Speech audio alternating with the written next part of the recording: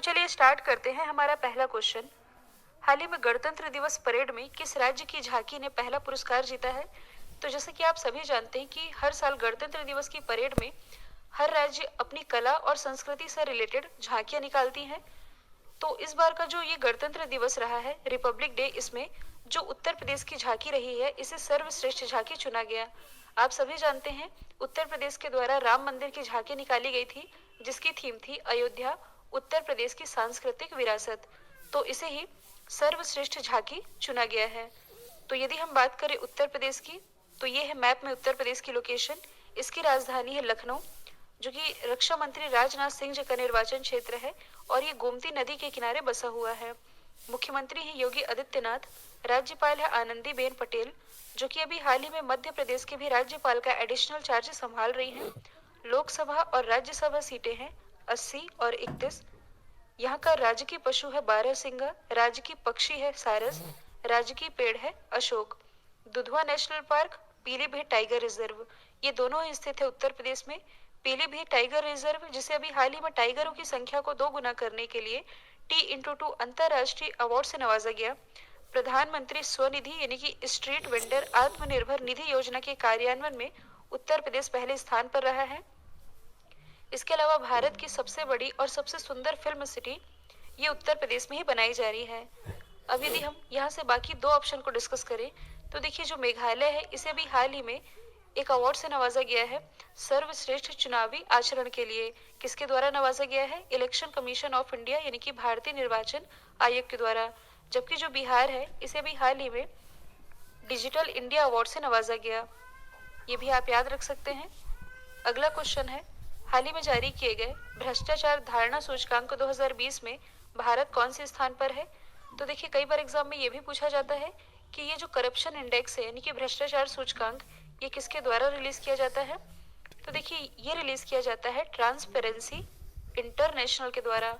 और transparency international ने ये जो रिपोर्ट रिलीज की है, इसके अनुसार 180 कंट्रीज के बीच इस करप्शन इंडेक्स में अपने देश भारत की रैंकिंग रही है 86, जबकि 2019 में भारत की रैंकिंग इसमें थी 80, मतलब कि भारत 6 पायदान नीचे आ गया है। भारत की रैंकिंग है 80।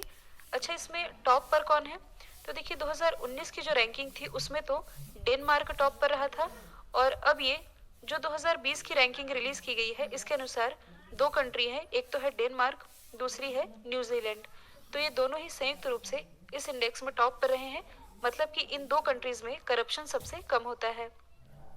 अब यदि हम बाकी ऑप्शन को डिस्कस करें जो कि कहीं ना कहीं इंडिया के इंडेक्स से ही रिलेटेड है, तो हाल ही में हेनले पासपोर्ट इंडेक्स रिलीज किया गया था, जिसमें टॉप पर रहा था जापान, इंडिया की रैंकिंग है 85। हाल ही में ग्लोबल हंगर इंडेक्स रिलीज किया गया, जिसमें टॉप पर रहा था बेलारूस, इंडिया की रैंकिंग है 92। जबकि कुछ दिन पहले ही क्लाइमेट रिस्क इंडेक्स रिलीज किया गया, जिसमें टॉप पर रहा है मोजाम्बिक, और इंडिया की रैंकिंग है 7वीं। अगला क्वेश्चन है, हाल ही में संयुक्त राष्ट्र यानी कि यूनाइटेड नेशन द्वारा कैलेंडर वर्ष 2021 में भारत की आर्थिक वृद्धि कितने प्रतिशत रहने का अनुमान लगाया गया है? तो according to United Nation, Bharat की जो आर्थिक वृद्धि दर है ये फाइनेंशियल ईयर 2021 में, मतलब कि अभी जो फाइनेंशियल ईयर शुरू होने वाला है 1 अप्रैल 2021 से लेकर के 31 मार्च 2022 तक, तो ये जो फाइनेंशियल ईयर रहेगा इसमें भारत की आर्थिक वृद्धि दर ये 7.3% रहने का अनुमान लगाया गया है संयुक्त राष्ट्र के द्वारा। जबकि जो IMF है यानी कि इंटरनेशनल मॉनेटरी फंड, इसने जो भी हाल ही में world economic outlook report release की है, इसके अनुसार इसने वित्तीय वर्ष में भारत की जो ग्रोथ रेट है ये 11.5% बताई है। तो दोनों ही आप याद रख सकते हैं। देखिए वैसे तो काफी सारी रेटिंग एजेंसी है जो कि ये डेटा बताती है या आंकड़े बताती है कि भारत की GDP या भारत का आर्थिक विकास दर ये क्या रहेगा। तो देखिए सभी तो आपको याद नहीं रखने हैं, लेकिन कुछ इंपॉर्टेंट रेटिंग एजेंसी हैं जिसके डेटा आप लोगों को मालूम होने चाहिए, जैसे कि फिक्की, मूडी। IMF ने जो आउटलुक जारी किया है इसके अनुसार 11.5%, और अब जो यूनाइटेड नेशन है इसके अनुसार भारत की आर्थिक वृद्धि दर ये रहेगी 7.3%। यदि हम बात करें यूनाइटेड नेशन की, तो इसकी स्थापना हुई थी 24 अक्टूबर 1945 को, और इसलिए 24 अक्टूबर को हम यूनाइटेड नेशन डे के रूप में मनाते हैं। इसका हेडक्वार्टर स्थित है न्यूयॉर्क में। इसके जो अध्यक्ष है इनका नाम है एंटोनियो गुटेरेस।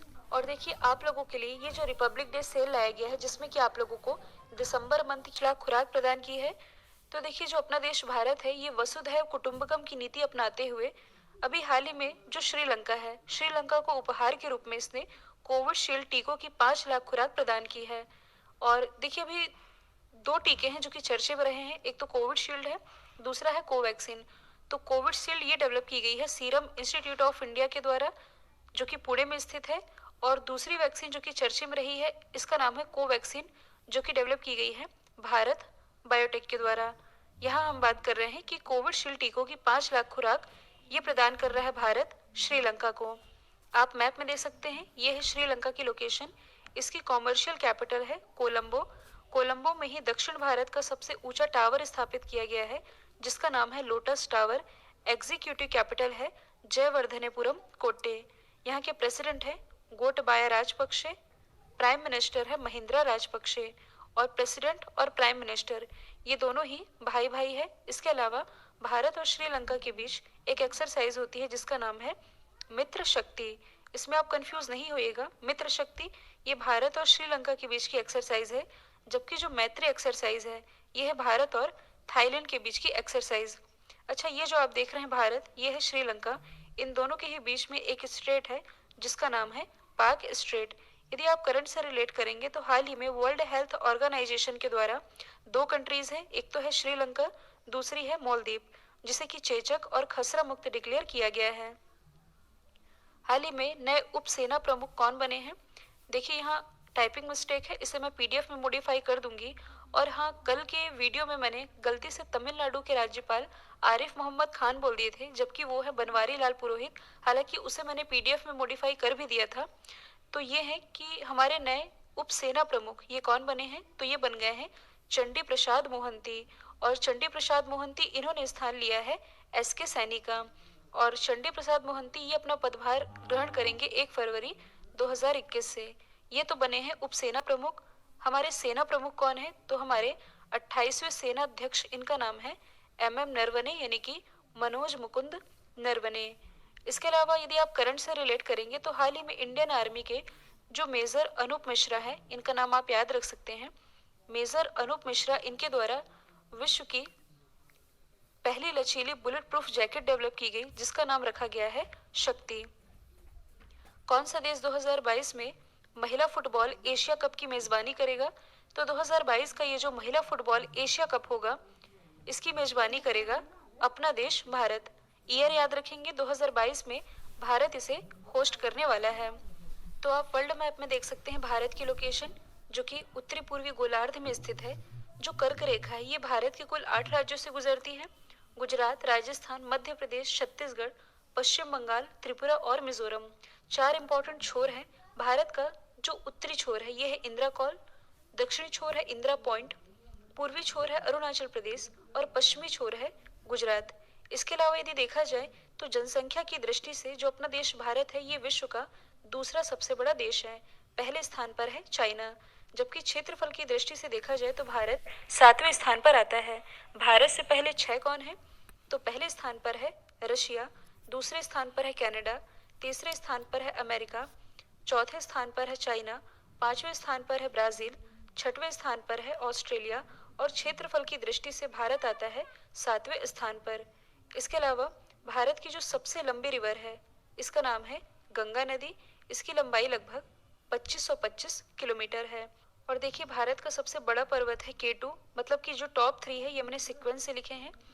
केटू या इसे आप कह सकते हैं गॉडविन ऑस्टिन, जो कि काराकोरम पर्वत श्रेणी के अंतर्गत आता है। काराकोरम पर्वत श्रेणी जिसे पहले कृष्णागिरी के नाम से जाना जाता था।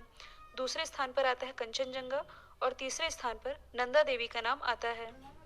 हाल ही में किस केंद्रीय मंत्री ने वाहनों पर ग्रीन टैक्स लगाने की घोषणा की है?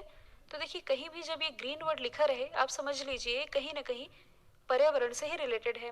तो हाल ही में जो केंद्रीय मंत्री हैं नितिन जयराम गडकरी जी, इनके द्वारा वाहनों पर ग्रीन टैक्स लगाने की घोषणा की गई है। अब इसे आप समझिएगा, देखिए जो ट्रांसपोर्ट व्हीकल होते हैं, ट्रांसपोर्ट व्हीकल कहने का मतलब है कि जो परिवहन से रिलेटेड व्हीकल होते हैं ये जब 8 साल चल जाते हैं, मतलब कि 8 साल पूरे होने पर ये अपना फिटनेस सर्टिफिकेट बनवाते हैं। फिटनेस सर्टिफिकेट का कहने का मतलब है कि ऐसा सर्टिफिकेट जो कि ये बताए कि इनकी जो गाड़ी है ये और भी आगे चलने लायक है, मतलब कि इसकी स्थिति ऐसी है कि इसे और आगे चलाया जा सकता है। तब इन्हें रोड टैक्स भी देना होता है। रोड टैक्स तो आप सभी समझते हैं।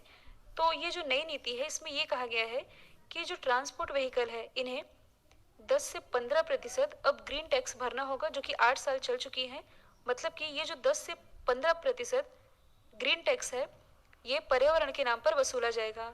तो ये तो बात हुई ट्रांसपोर्ट व्हीकल के लिए। अब जिनकी पर्सनल व्हीकल है, जैसे कि आपकी अपनी पर्सनल व्हीकल होगी, तो आप लोगों के लिए क्या नियम है कि यदि आपने 15 साल तक अपनी जो व्हीकल है इसे यूज़ कर ली है और आगे भी चलाना चाहते हैं, तब आप लोगों को 15 साल के बाद ग्रीन टैक्स देना होगा। तो पर्सनल व्हीकल के लिए 15 साल और जो ट्रांसपोर्ट व्हीकल है इनके लिए 8 साल रखा गया है। और यही फैसला किया गया है अभी हाल ही में केंद्र सरकार के द्वारा। और आधुनिक भारत के इतिहास से रिलेटेड टॉप 150 क्वेश्चन है जिस पर आप लोगों के लिए वीडियो बनाया गया है। क्वेश्चन काफ़ी इंपॉर्टेंट है, इसे आप जाकर के देख सकते हैं, लिंक डिस्क्रिप्शन बॉक्स में दी हुई है। अगला क्वेश्चन है, हाल ही में आईसीसी के द्वारा किस नए अवार्ड की घोषणा की गई है? तो देखिए, हाल ही में मेल और फीमेल कैटेगरी दोनों में ही आईसीसी के द्वारा एक नए अवार्ड की घोषणा की गई है जिसका नाम है प्लेयर ऑफ द मंथ। मतलब कि इस कैटेगरी में भी अब आईसीसी के द्वारा अवार्ड प्रदान किए जाएंगे। यदि हम बात करें आईसीसी की यानी कि इंटरनेशनल क्रिकेट काउंसिल की, तो इसकी स्थापना हुई थी 1909 में। हेडक्वार्टर स्थित है दुबई, यूएई में। इसके सीईओ हैं मनु साहनी और अभी हाल ही में इसके नए अध्यक्ष बने हैं। इनका नाम है न्यूजीलैंड के ग्रेग बार्कले। देखिए, आईसीसी ही रिलेटेड कुछ आगामी खेल प्रतियोगिताएं हैं, जैसे कि आईसीसी मेंस वर्ल्ड कप, ये कब होना है? 2023 में, जिसे कि अपना देश भारत होस्ट करने वाला है। इसके अलावा जो आईसीसी वुमेन्स वर्ल्ड कप है जो कि होगा 2021 में और इसे होस्ट करेगा न्यूजीलैंड। उत्तर प्रदेश का पहला खेल विश्वविद्यालय किस शहर में बनाया जाएगा? तो उत्तर प्रदेश का ये जो पहला खेल विश्वविद्यालय है ये बनाया जाएगा उत्तर प्रदेश के मेरठ में। मतलब कि मेरठ के सरदना में लगभग 700 करोड़ की लागत से इसकी स्थापना की जाएगी, जो कि उत्तर प्रदेश का पहला खेल विश्वविद्यालय होगा। उत्तर प्रदेश के बारे में तो हम हमेशा ही डिस्कस करते हैं। क्वेश्चन नंबर 1 में ऑलरेडी हम डिस्कस कर ही चुके हैं। उत्तर प्रदेश से ही रिलेटेड कुछ शहरों के नाम हैं जो कि अभी चर्चे में रहे हैं। स्टार्ट करें यदि हम मेरठ से ही, तो मेरठ में ही भारत का पहला एनिमल वॉर मेमोरियल स्थापित किया गया है। इसके अलावा यदि हम बात करें उत्तर प्रदेश की राजधानी लखनऊ की, तो लखनऊ में मतलब कि लखनऊ के 4 बाग रेलवे स्टेशन से भारत का पहला हेल्थ एटीएम लॉन्च किया गया है, जबकि भारत का पहला मास्क एटीएम ये भी उत्तर प्रदेश के सहारनपुर से लॉन्च किया गया है। उत्तर प्रदेश के नोएडा में एशिया का सबसे बड़ा एयरपोर्ट बनने जा रहा है। इसके अलावा यदि आप करंट से रिलेट करेंगे तो हाल ही में जो कुशीनगर है, कुशीनगर एयरपोर्ट को भी हाल ही में इंटरनेशनल एयरपोर्ट ये डिक्लेयर किया गया है। हाल ही में टाटा ट्रस्ट द्वारा जारी किए गए जस्टिस इंडिया रिपोर्ट के अनुसार नागरिकों को न्याय देने के मामले में कौन सा राज्य पहले स्थान पर रहा है? तो देखिए, ये इसका सेकेंड एडिशन जारी किया गया है और इसके अनुसार 2020 में नागरिकों को न्याय देने के मामले में जो महाराष्ट्र है ये रहा है टॉप पर। महाराष्ट्र के बाद नाम आता है तमिलनाडु का, इसके बाद तेलंगाना रहा है तीसरे स्थान पर। तो ये तो बात हुई बड़े राज्यों की। और 1 करोड़ से कम आबादी वाले राज्यों को यदि देखा जाए तो पहले स्थान पर रहा है त्रिपुरा, दूसरे स्थान पर रहा है सिक्किम और तीसरे स्थान पर रहा है गोवा। न्याय देने का मतलब कि कहने का मतलब है कि यहाँ ज़्यादा केस पेंडिंग नहीं है, मतलब कि नागरिकों को यहाँ ज़्यादा से ज़्यादा कानूनी सहायता प्रोवाइड कराई जाती है राज्य सरकार के द्वारा। इसी मामले में टॉप पर रहा है महाराष्ट्र। यदि हम अदर ऑप्शन को डिस्कस करें तो जो उत्तर प्रदेश है ये स्वनिधि योजना के कार्यान्वयन में पहले स्थान पर रहा है, मतलब कि प्रधानमंत्री स्वनिधि योजना में। महाराष्ट्र के बारे में डिस्कस कर लिया हमने। तमिलनाडु की यदि हम बात करें तो हाल ही में जो गुड गवर्नेंस इंडेक्स रिलीज किया गया, इसके अलावा बाजार कर्ज के मामले में तमिलनाडु टॉप पर रहा है, जबकि हाल ही में जो इंडिया इनोवेशन इंडेक्स 2.0 रिलीज किया गया इसमें टॉप पर रहा है कर्नाटक। कल जो मैंने आप लोगों से सवाल पूछा